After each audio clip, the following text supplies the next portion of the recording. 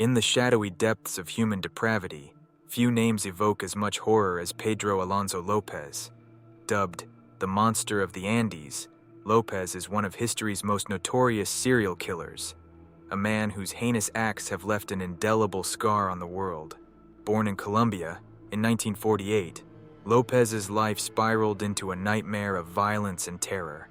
He embarked on a killing spree that spanned 3 countries, Colombia, Ecuador, and Peru, leaving a trail of over 300 innocent victims in his wake. His targets were young girls, whose lives were brutally cut short by his monstrous hands. Despite the staggering victim count, López's story is shrouded in mystery and horror. How could someone responsible for such unimaginable atrocities still walk free? The hunt for this elusive predator is a chilling tale of missed opportunities, systemic failures, and the relentless pursuit of justice.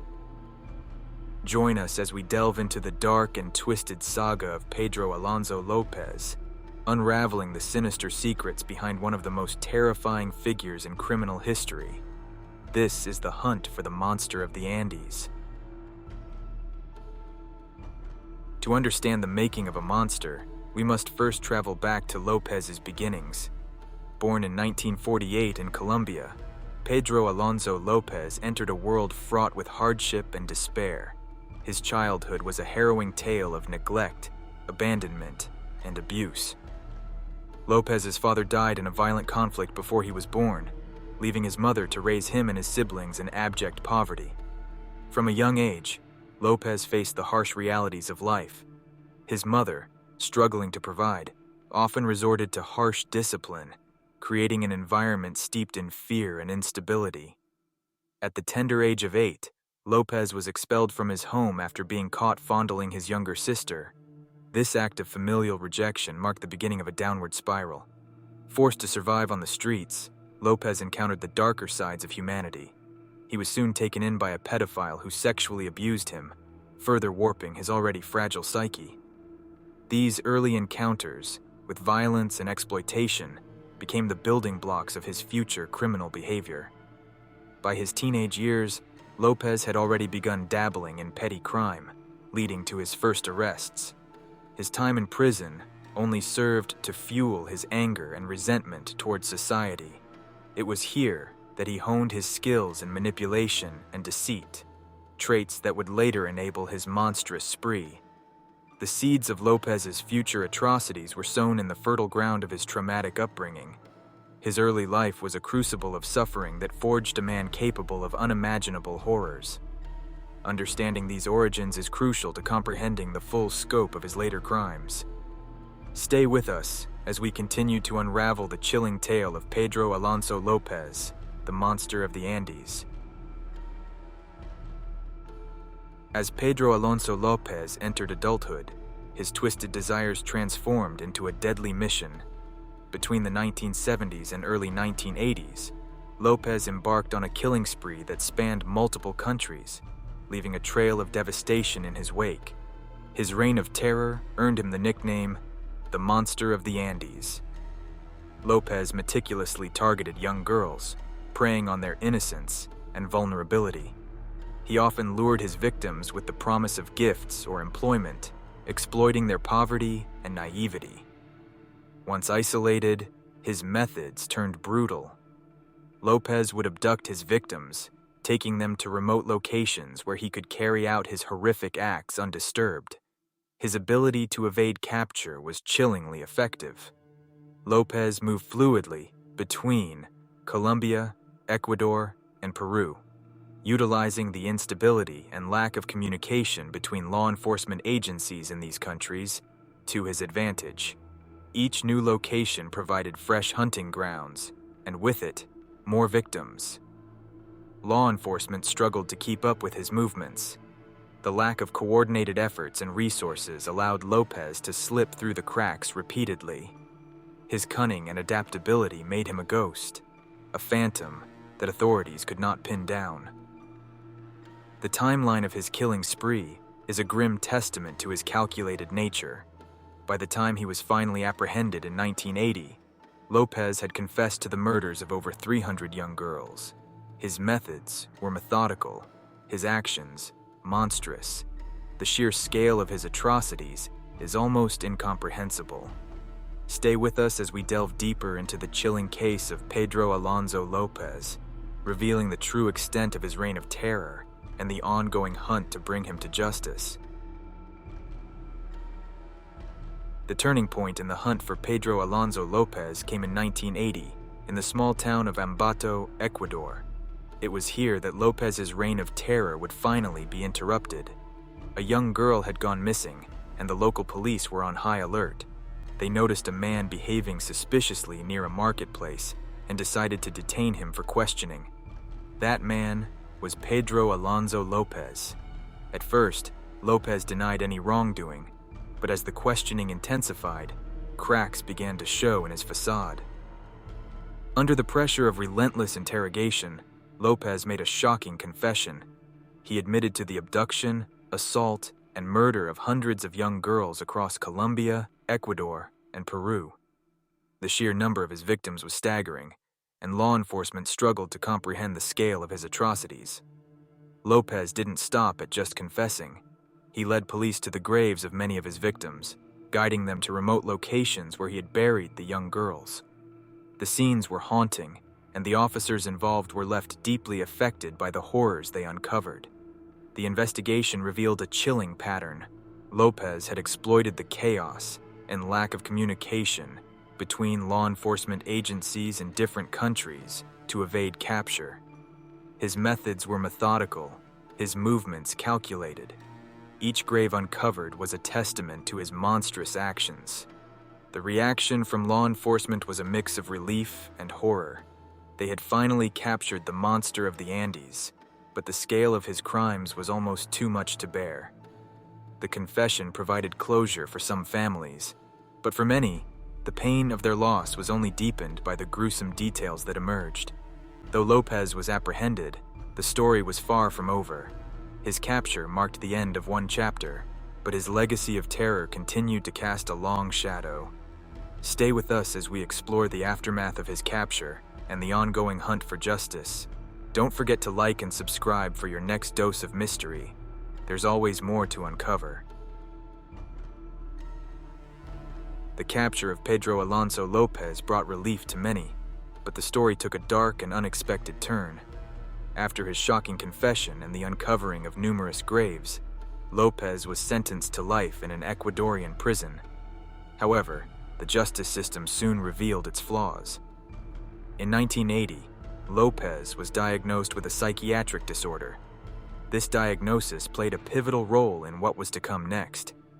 Instead of serving a life sentence, López was transferred to a psychiatric hospital. Here, he spent the next 14 years, undergoing various evaluations and treatments. But in 1998, the unthinkable happened. López was released from the psychiatric hospital, deemed rehabilitated by the authorities. The legal system, tangled in its own bureaucratic processes and loopholes, allowed a man who confessed to killing over 300 young girls to walk free. The decision was met with outrage and disbelief. How could a man with such a monstrous past be deemed fit to re-enter society? The flaws in the justice system were glaring. A lack of communication between countries, inadequate legal frameworks, and an over-reliance on psychiatric evaluations contributed to this catastrophic decision. Families of the victims were left in despair, while the public feared the potential for more atrocities. López's release wasn't just a failure of the Ecuadorian legal system, it was a failure on an international scale. The fear that he could strike again loomed large, and the hunt for justice took on a new, desperate urgency. As we delve deeper into this legal nightmare, we uncover the chilling reality of a system that allowed a serial killer to slip through its cracks. Stay with us as we continue to explore the hunt for the monster of the Andes. Don't forget to like and subscribe for more true crime tales that will leave you questioning everything. There's always more to uncover. After his release in 1998, Pedro Alonso López seemingly vanished into thin air. The last confirmed sighting of López was in Colombia, but from that point onward, his trail went cold. Authorities were left with nothing but rumors and speculation about his whereabouts. Some believe he fled to remote areas, hiding from the public eye, while others fear he continued his murderous spree under a shroud of anonymity. The fear that López could still be out there, preying on innocent lives, sends chills down the spine of many. Reports of missing girls in regions where he once roamed have led to widespread panic and suspicion. Could the monster of the Andes be responsible for these new disappearances? Or has he managed to evade capture completely, living a shadowy existence? Despite numerous efforts by law enforcement, López remains a ghost, a dark figure lurking in the corners of society's nightmares. The question of whether he is alive or dead continues to haunt those who seek justice for his countless victims. The mystery of Pedro Alonso López's disappearance only deepens with each passing year, leaving a void filled with fear and uncertainty.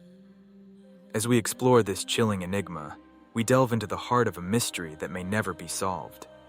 Stay tuned as we unravel more layers of this haunting tale. Don't forget to like and subscribe for more true crime stories that will leave you questioning the very nature of evil. The monster of the Andes may be out of sight, but he is far from out of mind. In the shadow of Pedro Alonso López's monstrous acts, it is easy to lose sight of the true victims, the young girls whose lives were brutally cut short. Today, we pause to remember them. Each name represents a life full of potential, dreams, and innocence. There was Maria, a bright 12-year-old who loved to dance. Her smile could light up a room, but it was extinguished by López's cruelty. Then there was Isabella, a 10-year-old aspiring artist whose drawings are now a haunting reminder of a future that will never be. The impact of these losses extends far beyond the immediate families. Entire communities were left in a state of perpetual fear and mourning. Parents, siblings, and friends grapple with an unfillable void, their lives forever altered by the absence of their loved ones. The pain of loss is compounded by the lack of justice, as López evaded true punishment for his heinous crimes. In the towns and villages where López once prowled, the fear still lingers. Every missing child report reignites the terror, a grim reminder of the past. The scars left by the monster of the Andes run deep, and the wounds are far from healed. We must never forget these victims. Their stories deserve to be told, their memories honored.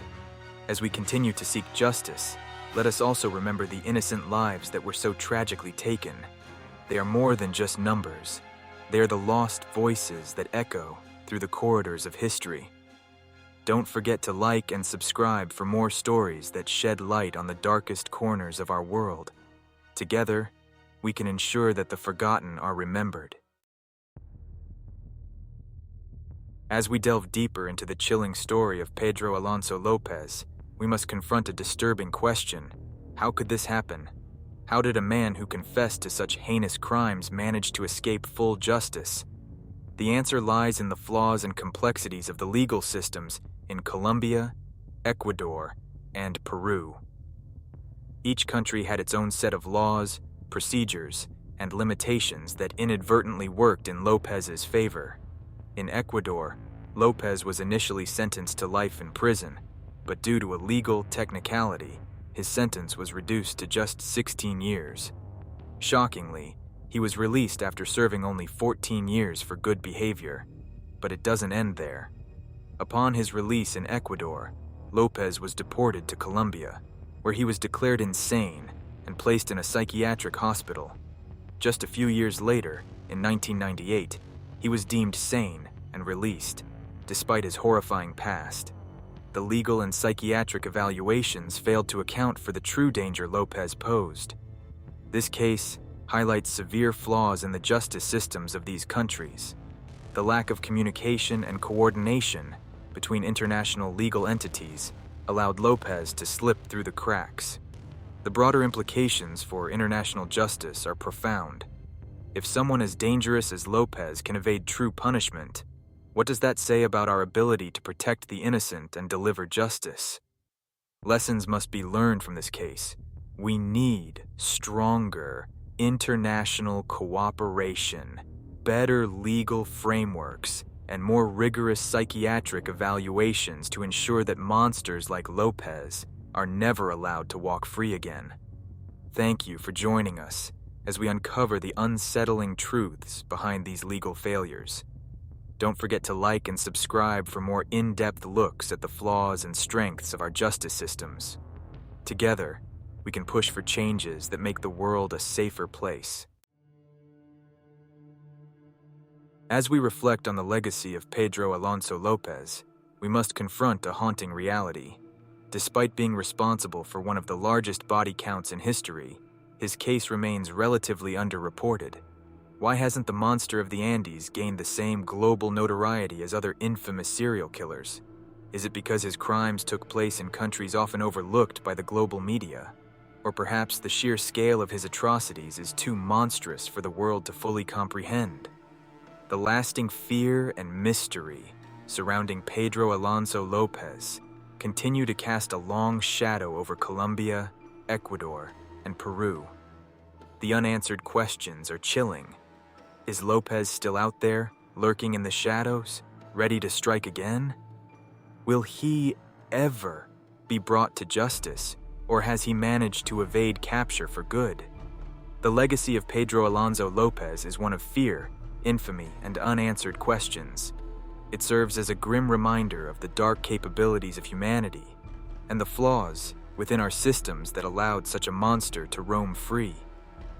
As we ponder these unsettling truths, we must also remember the victims. Their stories deserve to be told, and their memories honored. By shedding light on this dark chapter, we can push for changes that ensure such atrocities are never repeated. Thank you for joining us on this journey into the depths of true crime. Don't forget to like and subscribe as we continue to uncover the most harrowing tales and push for a safer world.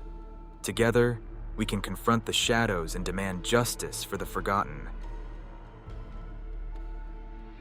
As we draw near to the end of our journey, we reflect on the twisted path of Pedro Alonso López. Known as the Monster of the Andes, López confessed to the brutal slayings of over 300 young girls across Colombia, Ecuador, and Peru. His reign of terror began in the 1970s, a dark period that continues to cast a long shadow over the region. Despite his horrifying crimes, López was shockingly released from a psychiatric hospital in 1998. Since then, his whereabouts have remained a mystery. How can someone responsible for such heinous acts simply vanish into thin air?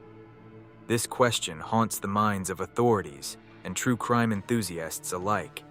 The potential for closure seems distant, and the fear that López may never be found lingers. It's a chilling reminder of the flaws within our systems and how justice can sometimes slip through the cracks. Yet, the hunt for the monster of the Andes continues, driven by the hope that one day, López will be brought to justice. For now, we are left with a sense of horror and intrigue. How could such a prolific killer remain elusive for so long? What does this mean for the safety of those in the regions he once terrorized? As we conclude this chapter, we call upon true crime enthusiasts and the global community to keep the search alive. Together, we can uncover the truth and ensure that the memories of the victims are honored. Thank you for joining us on this harrowing journey. Don't forget to like and subscribe as we continue to delve into the most perplexing and terrifying true crime stories. Stay vigilant, stay curious, and remember, the shadows often hide the darkest secrets,